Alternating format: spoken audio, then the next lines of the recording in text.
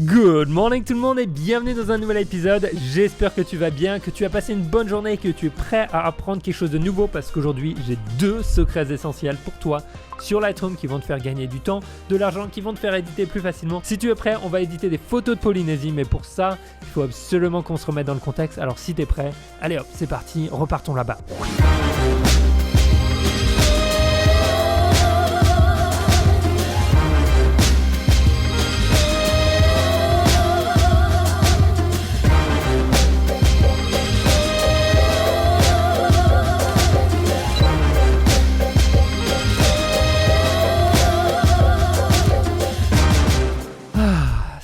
Franchement, là, on est en plein hiver et j'ai qu'une envie, c'est de retourner en Polynésie. Ça ferait tellement plaisir.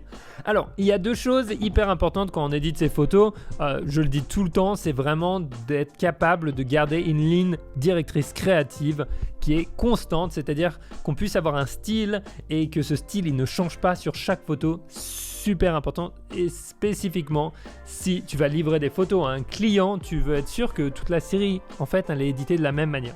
Donc c'est pour ça que je vais partager avec toi la manière finalement dont j'édite tous les jours, mais on va s'attarder sur 2 secrets importants. Le premier, ça va être par rapport à des outils locaux et le deuxième, ça va être par rapport à comment gérer finalement tous ces Lightroom qu'on a qui sont différents, qui sont à différents endroits, où les photos se retrouvent sur le téléphone, sur 2 Lightroom différents, est-ce qu'on doit les mettre dans le cloud? Enfin bref, on va en parler très rapidement, je vais essayer de partager avec toi le plus important sans essayer de t'endormir en même temps. Donc, première chose à faire, premier secret, on va éditer cette photo. Alors ça c'est la version éditée, voici la version non éditée comme tu as pu le voir.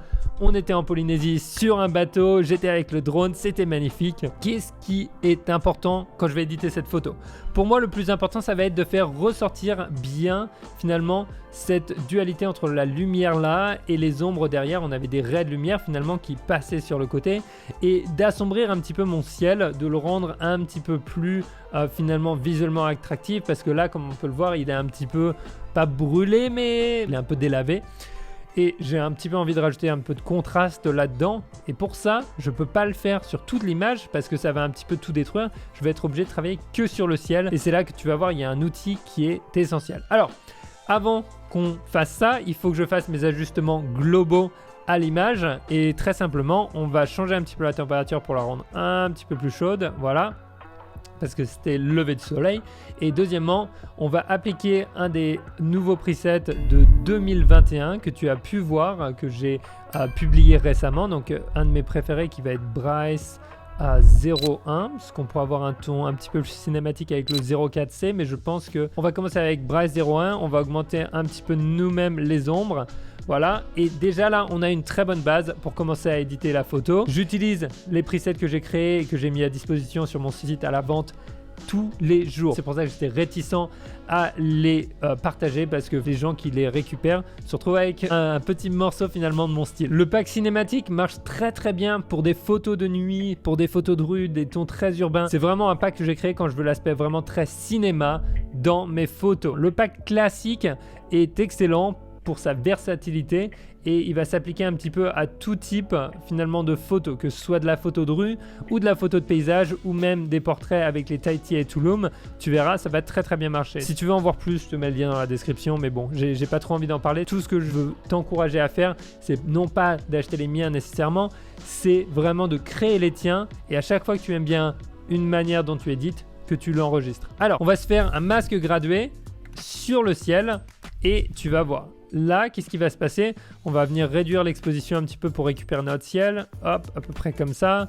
On va réduire les ombres, on va réduire les hautes lumières. Voilà, comme ça, on va mieux voir nos nuages et on va augmenter un petit peu la clarté.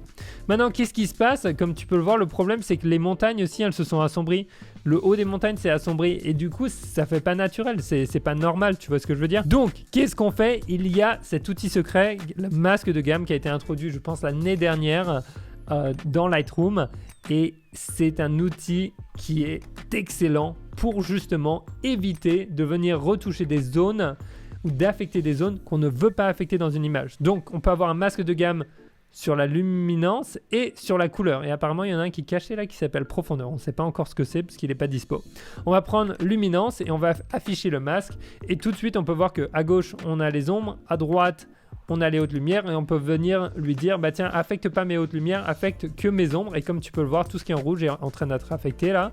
Et si tu lui dis au contraire, n'affecte pas mes ombres, affecte que les hautes lumières, tu peux voir que les montagnes sont de moins en moins affectées parce que bien entendu elles étaient dans les ombres. Le problème c'est que là si je le mets comme ça, eh bien une partie de mon ciel n'est plus affectée aussi. Or je voudrais que mon ciel soit affecté et mon ciel, dans le ciel qu'est-ce que je veux affecter? C'est principalement le bleu. Donc qu'est-ce que je vais faire? Je vais utiliser un masque de gamme couleur et je vais venir choisir mon ciel bleu. Boum! Et là tu vois déjà qu'est-ce qui s'est passé là. Si tu restes appuyé et que tu fais drag and drop et que tu choisis toute une zone, en fait, il va venir utiliser cette zone pour la couleur. Et comme tu peux le voir tout de suite là, ça n'affecte plus que le bleu du ciel. La montagne n'est pas affectée et du coup, ça permet d'avoir une retouche locale très spécifique et tu n'as pas besoin d'ouvrir Photoshop pour ça, tu as besoin de rien faire d'autre. Et j'utilise ça en permanence et maintenant, on va pouvoir revenir et assombrir notre ciel à notre guise. Et voilà, juste comme ça, si on regarde notre avant-après, on fait bien ressortir notre ciel.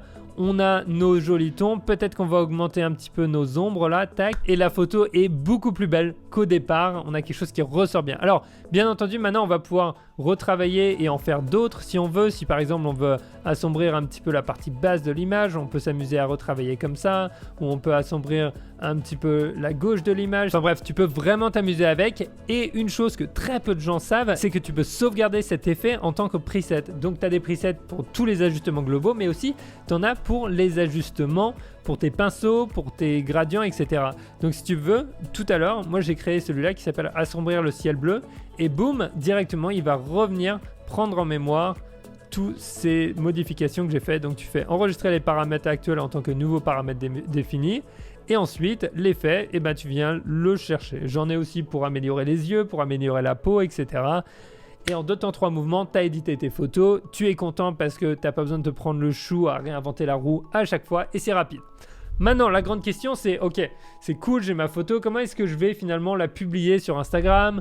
Comment est-ce que je vais gérer ça avec l'autre Lightroom qui me permet de l'avoir sur ma tablette ou sur mon téléphone? Eh bien, c'est très simple. Perso, je mets toutes mes photos sur des disques durs, j'importe tout dans Lightroom classique et ensuite, je viens choisir mes meilleures photos. Par exemple, pour la Polynésie, j'ai choisi 600 photos sur 3000 à peu près que je voulais avoir disponible sur mon téléphone et sur l'autre Lightroom. Donc qu'est-ce qu'on fait? Disons qu'on a édité toutes nos photos, là on est hyper content, on a des baleines, c'est la folie, on a des jolis levées de soleil, des couchers de soleil, enfin bref, on a des photos de folie. On se dit bah je vais faire une nouvelle collection et voilà, je vais l'appeler collection Polynésie Best of par exemple. Et là on va venir sélectionner synchroniser avec Lightroom. Qu'est-ce qui va se passer?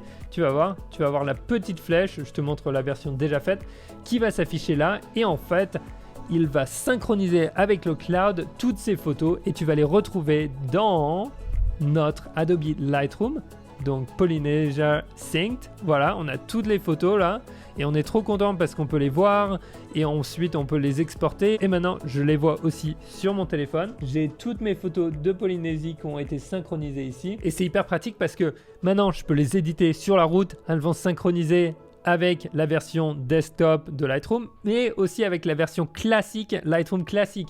Donc quand j'édite ici, ça va synchroniser sur tous mes appareils et à tout moment que je veux, eh ben, je peux prendre une image et je peux me dire, bah vas-y, c'est parti, on va partager cette image, on va juste se faire un petit partage là et on va choisir exporter. Je vais la mettre sur Instagram, tout le monde va être content, vous allez lâcher des gros likes, des commentaires et tout ça. D'ailleurs, Instagram @PierreTénéambert, venez me dire bonjour si vous avez regardé cette vidéo. J'espère que ça t'a été hyper utile, que ça va t'aider dans ton travail avec tes photos, avec Lightroom.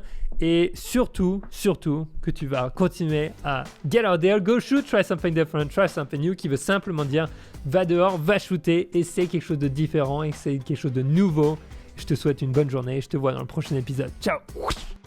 Au fait, avant qu'on parte, un énorme merci encore une fois à tous ceux qui ont acheté les presets, tous ceux qui ont participé à la formation.